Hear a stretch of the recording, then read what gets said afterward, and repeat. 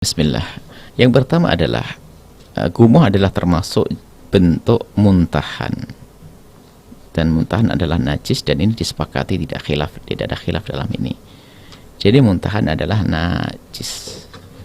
Kemudian mulut bayi itu adalah najis karena keluar muntahan, dan selagi tidak berkumur tidak akan bisa suci. Kalau orang dewasa bisa dikumurin, tapi kalau anak kecil suruh kumur nggak bisa. Maka para ulama menjelaskan masukkan ke mulutnya air yang suci dan mensucikan.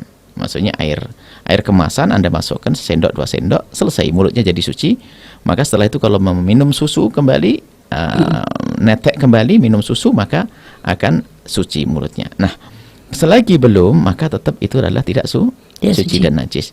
Kemudian jika permasalahan istri Anda, subhanallah, sholat 5 waktu dalam sehari, kami kira selamat 5 waktu dalam sehari, jadi mungkin harus punya baju khusus dan diniati untuk jihad dan ibadah, punya baju khusus untuk nyusui. Jadi kemudian setelah itu punya, kalau setiap mau sholat ke kamar mandi tinggal menukar bajunya saja, dan tidak perlu mandi. Yang dibasuh hanya wilayah yang terkena najis saja, nggak usah. Jadi cukup dikasih dibasuh di wilayah yang terkena najis saja, yang dibijum anaknya, selesai.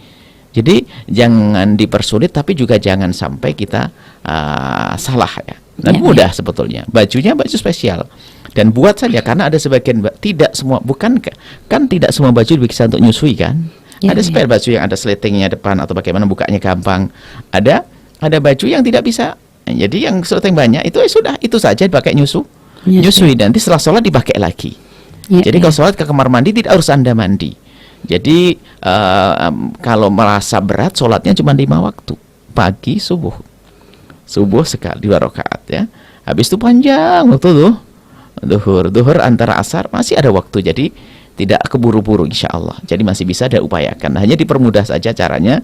Mencucikannya adalah wilayah itu saja. Tidak harus seorang ibu harus mandi lagi. Cuma itu kalau memang tidak bisa diberi air minum tadi, kalau kata dokter mungkin demi kesehatan, apa mungkin punya penyakit dan sebagainya. Akan tapi selama ini biasa-biasa saja. Setiap bayi setelah gumuh dikasih air putih juga biasa. Tapi kalau dokter harus percaya, karena mungkin yang lebih tahu kondisi anak Anda. Dengar dokter, dan mohon maaf, payudaranya menjadi najis, tinggal nanti kalau mandi, kalau mau sholat disucikan wilayah itu saja, nggak harus mandi.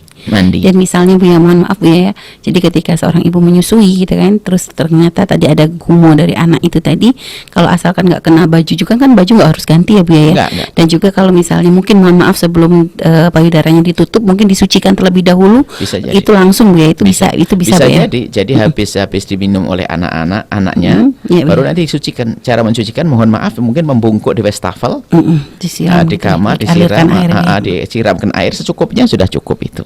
Jadi baru nanti ditutup, jadi sehingga tidak perlu harus ganti baju. Atau kalau memang bisa dikasih pembatas saja, yang sifatnya tidak akan nyampe ke baju. Apakah tisu yang tebal sehingga keringnya ke tisu. Sebab kering dengan kering tidak akan memindah najis. Baru nanti setelah ke kamar mandi baru disucikan. Sebab kalau payudara suci dan bajunya juga suci adalah tidak najis. Akan tapi mungkin karena payudara ada susunya, mungkin bisa basah. Makanya kalau basah berarti najis. Kalau bukan susunya yang najis, tapi basahan susunya kena wilayah yang terkena najis, maka wilayah tersebut menjadi najis yang berpindah ke tempat lain. Setelah Anda menyaksikan video ini, jangan lupa berselawat kepada baginda Nabi Muhammad sallallahu alaihi wa alihi wa sahbihi wasallam.